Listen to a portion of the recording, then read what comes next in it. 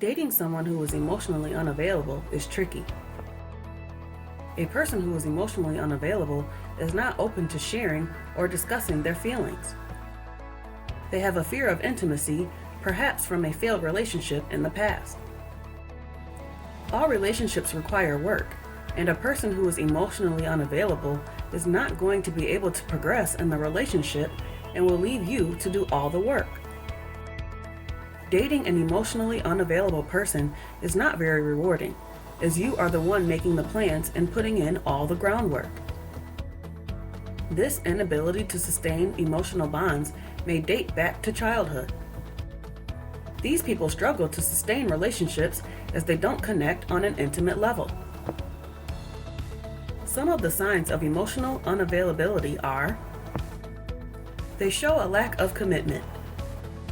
They don't like making plans and will become evasive. They call the shots and make the plans all about themselves.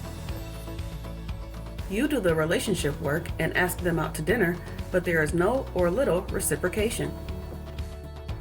They will usually avoid the word relationship. You never grow closer. Often they cancel plans at the last minute or keep their options open. They are not trusting in a relationship. So how do you date someone who is emotionally unavailable? If you are planning to continue dating someone emotionally unavailable, you need to understand a bit more about it. It can stem from childhood attachment issues to a parent who did not offer affection or show interest in the person as a child. In order to avoid rejection, the child then grows up still following this pattern of behavior. Another reason for this pattern of behavior could be the person is recovering from a traumatic relationship breakup and is suffering from feelings of low self-worth. The good news is that it doesn't have to be permanent and can be overcome. So how do we overcome the causes of being emotionally unavailable? To effect change, the person suffering from the condition must want it to change. Without working on it, nothing is going to change. The best way to discuss the problem initially is to point out how it affects your relationship and how you want that to change. Suggest the person attends counseling and offer to go with them. This will take time, as change happens slowly, but it is the only way that your relationship will survive, by getting professional help. If you find that you need physical space from the relationship for a while, stay connected by texting one another. The therapist will work gradually through the issues involved in being emotionally unavailable. If you both want the relationship to continue, this is the best way forward, and gradually, with support, the problems will be resolved. However, it does have an effect on the partner of the emotionally unavailable person, and some of the relationships won't survive. Your partner's lack of availability affects you, so when you are discussing it, speak using I statements and give clear examples to illustrate your feelings. Dating someone who is emotionally unavailable is hard work, and as a partner, you may become depressed.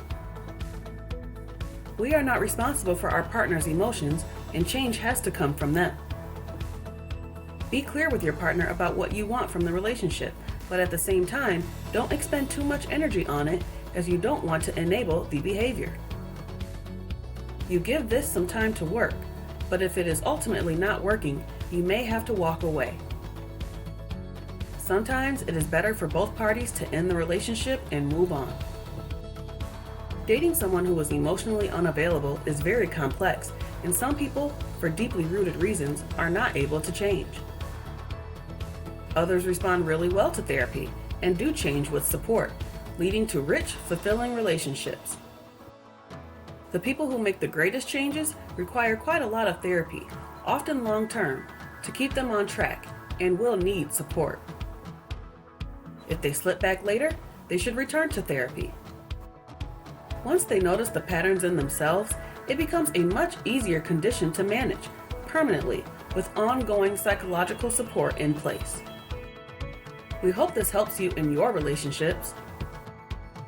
Don't forget to leave a comment below and let us know if you have been or are currently in a relationship with an emotionally unavailable person?